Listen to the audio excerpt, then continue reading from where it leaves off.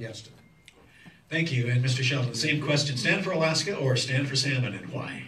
Yeah, well, I would vote no on that. I think it's really important we deregulate. There's too many regulations already, too many problems around the state that people are having, trying to fire up businesses and what have you, and you add another pile of regulations, you have a bigger problem.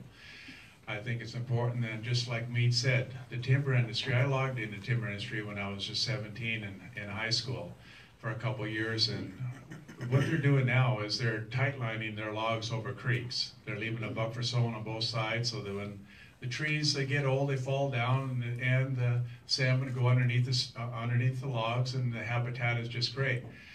I think that what we're doing right now is good. We just need to deregulate and not make it so difficult for other people to get jobs and businesses and what have you, because that's what's strangleholding our economy right now, is because some people are saying, I just can't afford to get into the business in the state of Alaska, so I'm going to go, for instance, Oklahoma and work there because their laws are regulated for the people. Thank you. Thank you. Mr. Dunleavy, on stand for Alaska or stand for salmon, your views? I was looking for you over there. Just real quick, I'm no on one. I don't support this initiative. I think it would shut down the state of Alaska. I didn't read the press this morning, so I'm at a bit of a handicap there, but I don't support the initiative. Okay, short and sweet. Let's go to Mr. Sheldon first on the next question, which is the other gorilla in the room, the Pebble Mine. Where do you stand on the Pebble Mine? Well, I'm glad you asked that, because it's better to have an answer than yes or no, because I think that the jury's out on Pebble Mine. There's a high sulfur rate. I've talked to a geologist about it. I think that the Pebble Mine the hole should be dug out of that area and moved 100 miles away and then filled into another hole to protect the fish habitat in that area. I fished in Bristol Bay, and I know what it's like to be there and how much salmon there's coming in, and I think it's important that we protect the industry. But at the same time, guess what? We got $500 billion of ore that could come out of the ground there in a certain amount of time, so that's another thing that I'm concerned about for the state of Alaska, because what I would like to do is start a permanent fund off the gold, so that not only will they get permanent fund from oil royalties, they also will get permanent fund from every aspect of every opportunity we have coming out of the ground, whether it be coal, copper, gold, what have you. Thank you. And Mike Dunleavy, your stand, please, on the Pebble Mine. I think it should be allowed to go through the study process. We don't know what the study process will say at the end. The study process may end up saying this is not a good mine out in Bristol Bay. But if we don't follow a study process, then we politicize the process. And the fear is that we'll do this with other projects. And then again, that adds to Alaska's instability in terms of investors when they're looking for a place to invest in a mining operation in the state of Alaska. So I think it needs to be allowed to go through the process. Let's see what the study process says, and then we can have a discussion after that. And leapfrogging back to Mr. Treadwell on the Pebble Mine, Meade. So Merrill, you asked us not to attack other candidates, but Mark Begich isn't here and Bill Walker's not here. Both of them proposed taking due process away from an investor we've invited to come to Alaska and a governor who's willing to take away due process for politics is a governor who might take your parental rights, your property rights, your gun rights. It's no way to behave if you've sworn to uphold the Constitution. And it disgusted me. I have permitted mines in this state. I helped permit Fort Knox when I was at DEC, one of the largest employers in Fairbanks. And there was actually a mine during that time that didn't get permitted called the AJ down in Juneau. We have a fair permitting process here, and we'll work with it. And when there's improvements to technology, let's work with that as well. The new Pebble Mine proposal actually proposes a lot of development here on the Kenai Peninsula. I hope that people get involved in the process, work it very carefully, and I will not trade one resource for another when it comes to be the decision maker. Okay, thank you. And Mike Dunleavy, you'll be up next on this question, first next on this question. For 2 consecutive years, the state of Alaska has adopted a minimal investment approach to its capital budget, only including enough to meet the minimum state match for federal funding. As deferred maintenance continues to be neglected, how will the state address its infrastructure needs moving forward? You're going to hear a theme over and over again. You have to contain that operating budget, because the operating budget is the enemy of the capital budget. We've used our capital monies, what could have been capital monies, to pay for an escalating operating budget. Contain that operating budget once again to about $4.1 to $4.3 billion. Keep it contained to 2% growth. If you do that, When we get more revenue into the revenue stream into the system, we can use that money for our capital projects. I propose the minimum of $200 to $300 million in a capital project moving forward, and hopefully can build that up when we get new revenues in from the slope. But we have to have a continual exploration and development process here in the state for new oil finds, new mining plays, etc. We have to be a partner in that. The way you're going to do that is ramp down that operating budget, contain it, then you'll have a capital budget to grow Alaska. Thank you, Mr. Sheldon. On the capital budget that's been neglected, how do you address infrastructure needs moving forward?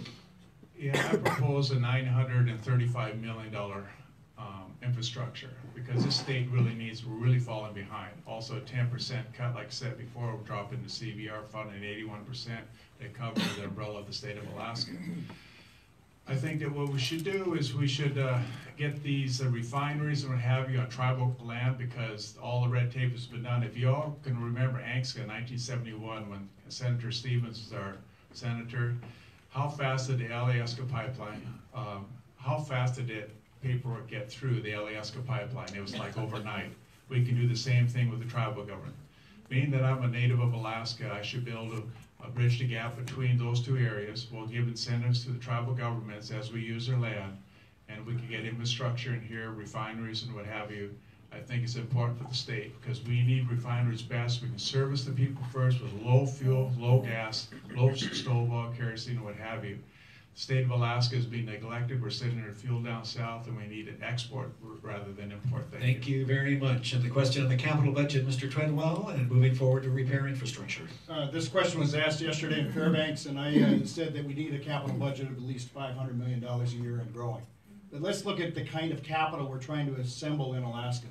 ConocoPhillips president told me the other day that we need $13 billion to be won in boardrooms around the world to drill out and put the oil in the pipeline that's been discovered. We know we've got a $43 billion gas project ahead of us.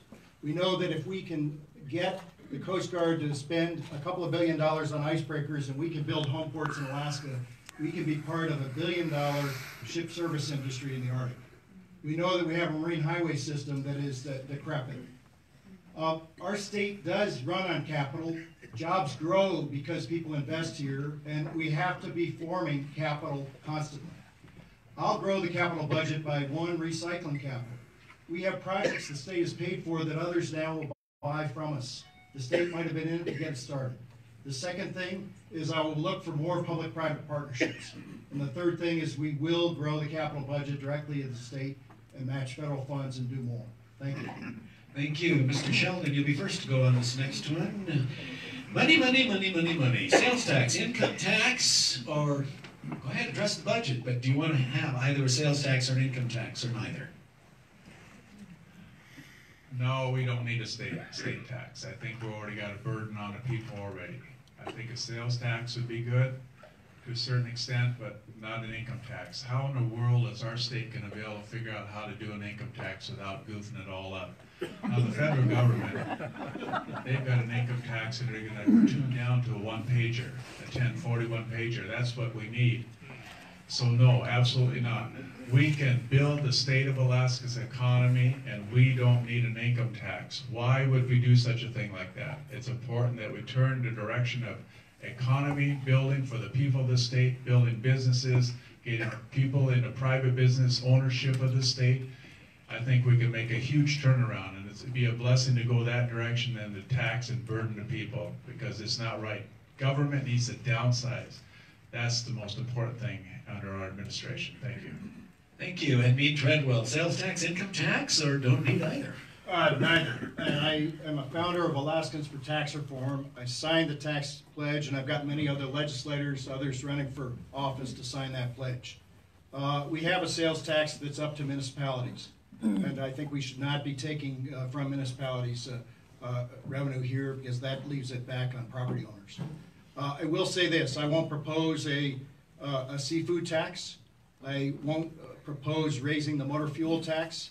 I won't propose any of the 10 taxes that Bill Walker has proposed, and this other one lurking around, which is a brand new oil tax called a carbon tax, that he says he didn't support. We were in a debate earlier, but his lieutenant governor has been running around the East Coast showing that we are politically with it, politically correct by supporting a carbon tax. It makes no sense for a state that's known for cold, dark, and distance. Thank you. And Mr. Dunleavy, sales tax, income tax, or neither? We don't need a tax.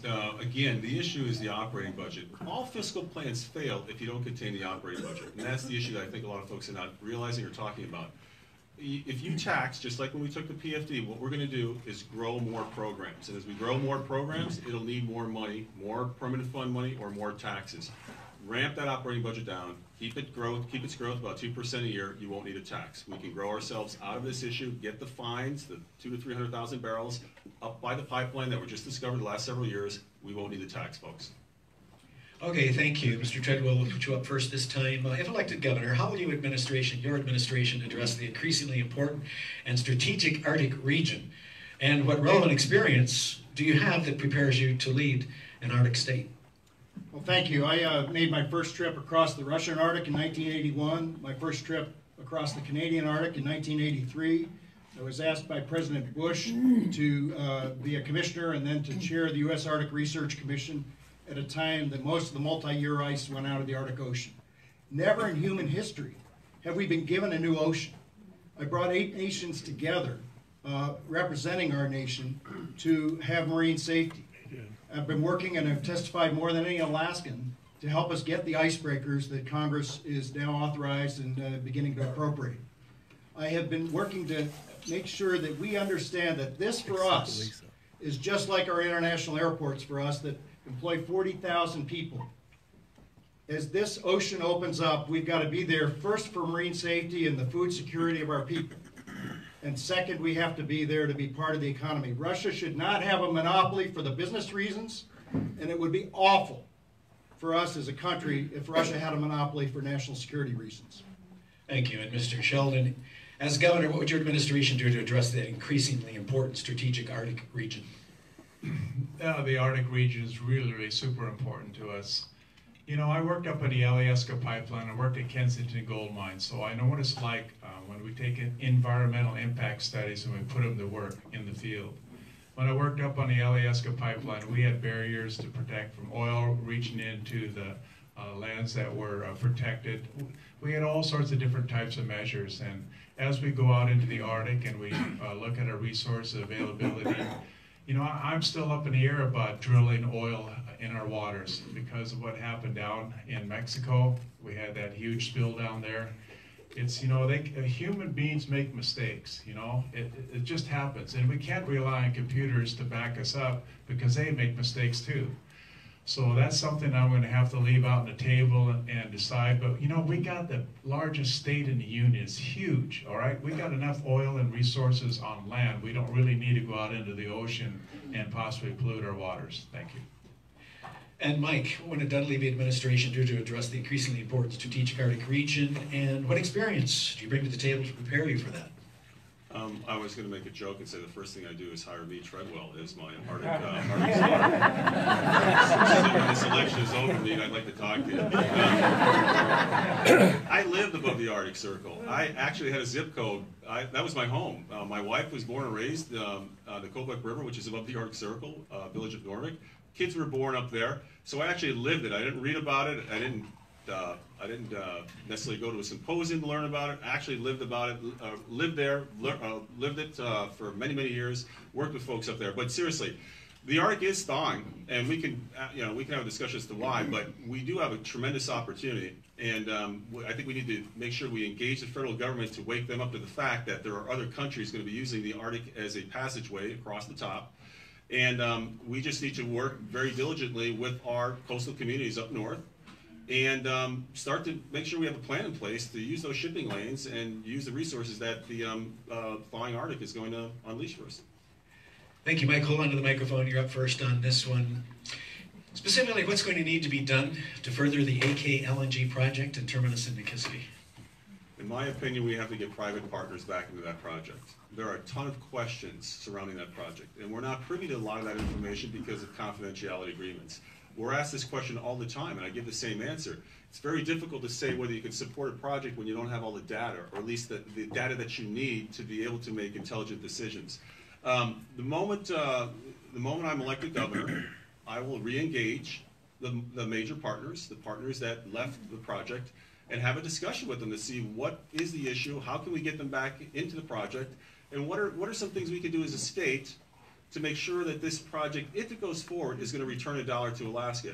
As my friend Click Bishop once said, there's no point in spending $65 billion for a $43 billion return. So we have to be very careful with this project.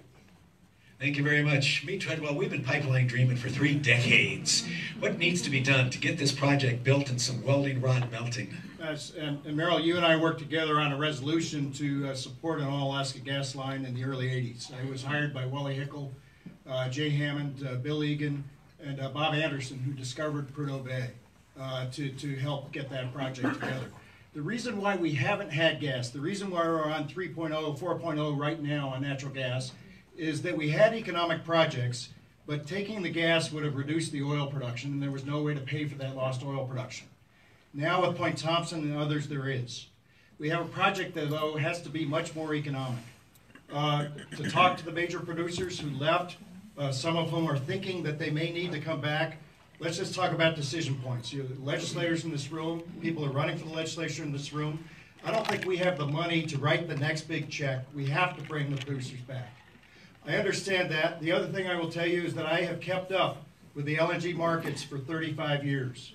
When I go to Japan, I'm seeing the leader of energy policy in that country. And they're saying to us, what are we, chopped liver?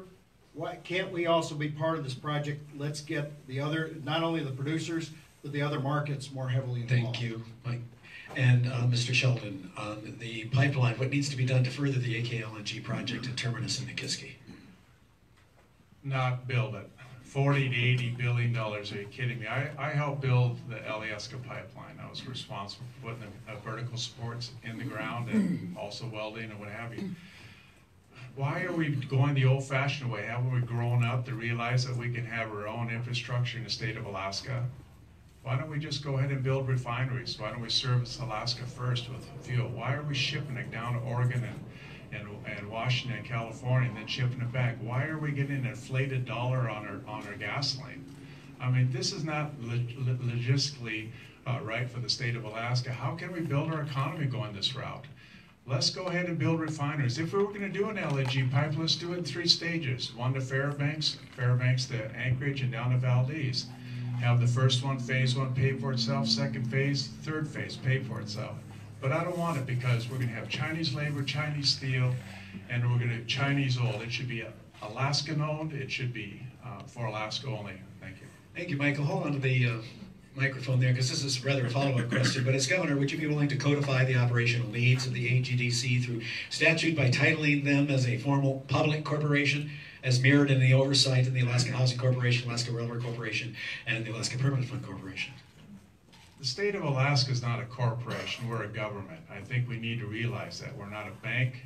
You know, we're not one that needs to go down that route. I think it's important that if we do, we should allow corporations, yes, to be incorporated in LNG pipeline, what have you, as ownership, as we take bids out for it and have people invest into it.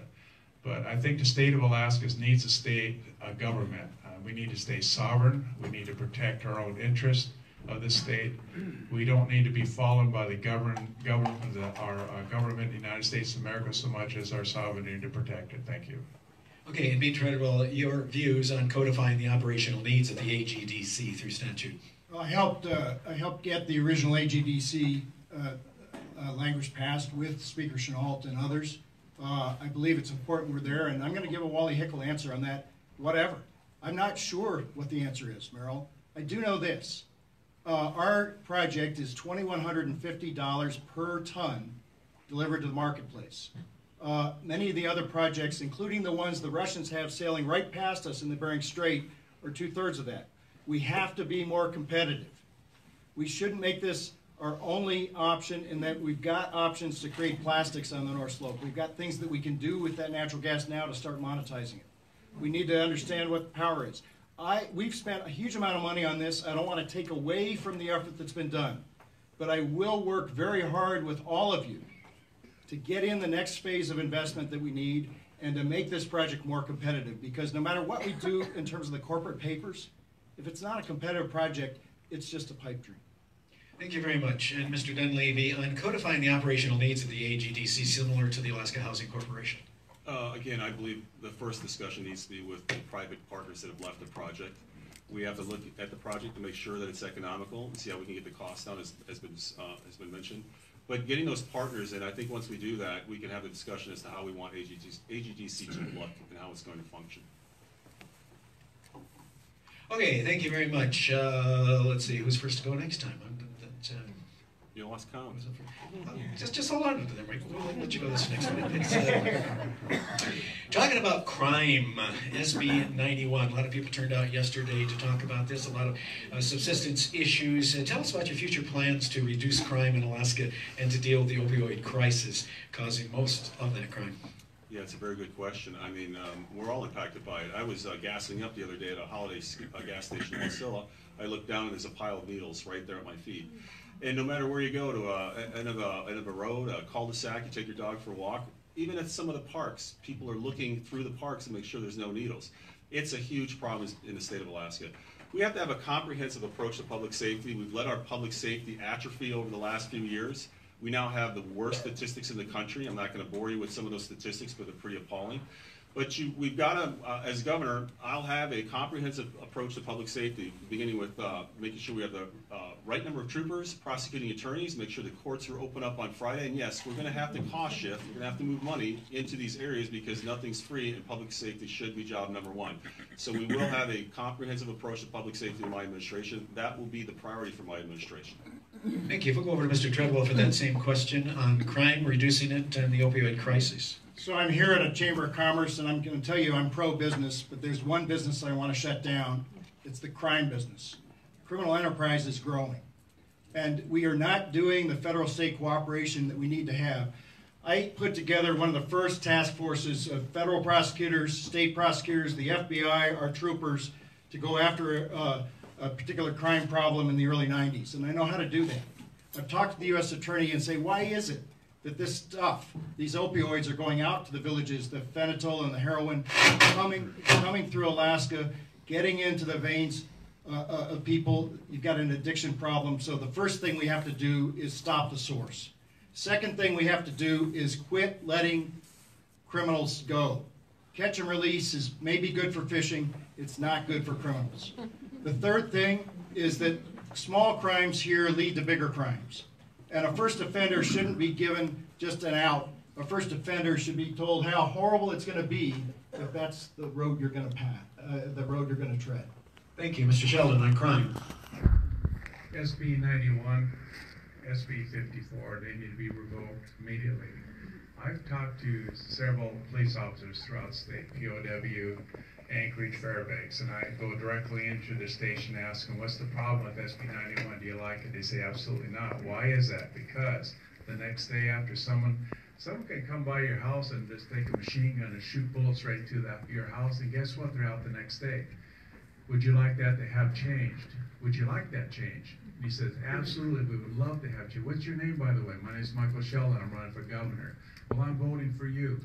The reason why they're saying that is because they're seeing the governor is going to make a change. We got to stop this SB 9. We got to stop the opioid problem.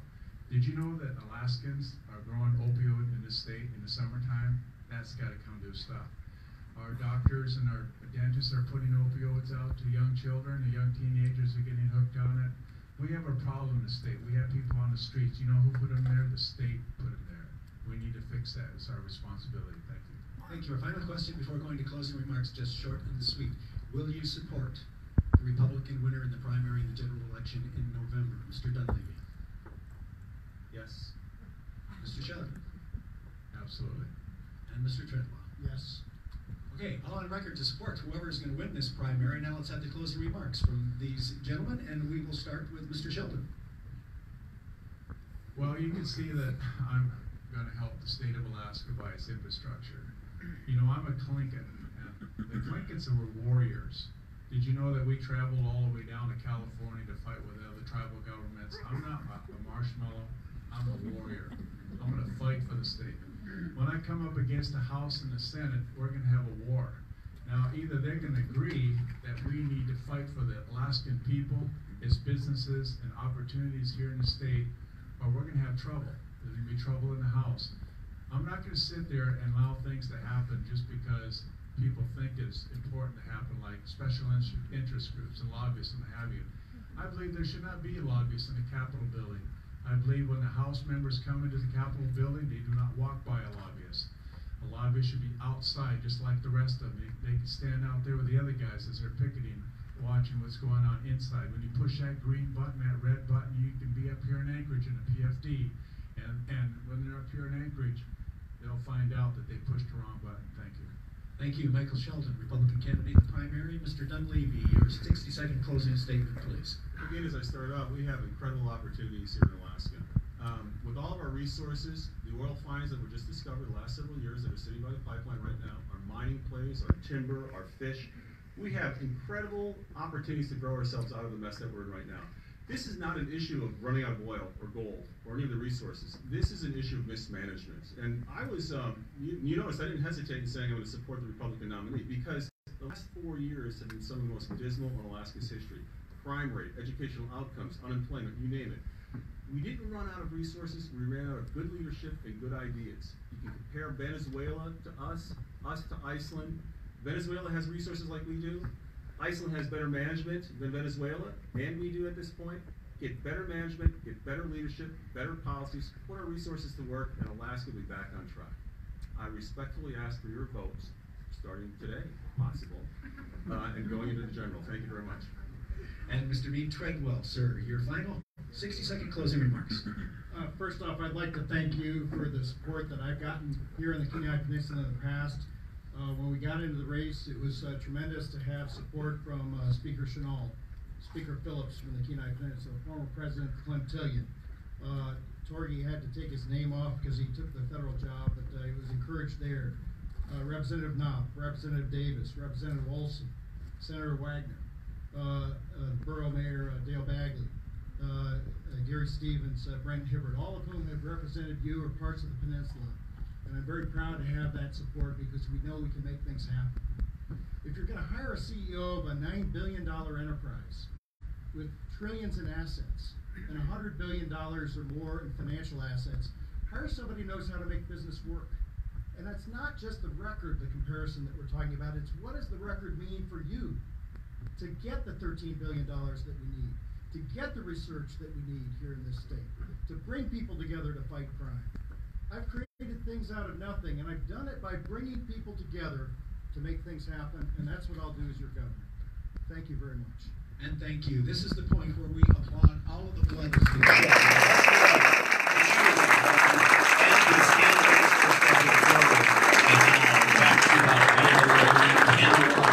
All right, I'll take my Thank you, Meryl. You did a fabulous job as always. Thank you, gentlemen.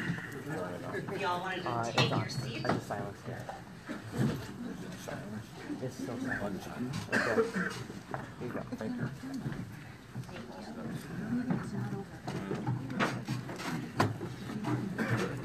All right, so we are up to announcements from the floor. And Janet told me to try to keep this to about 1:05. I'm not wearing a watch. Somebody flag me down when I'm getting close there. So any announcements from the floor? Ready? Let's do the first one up. Then you remember the first one and the last one, right?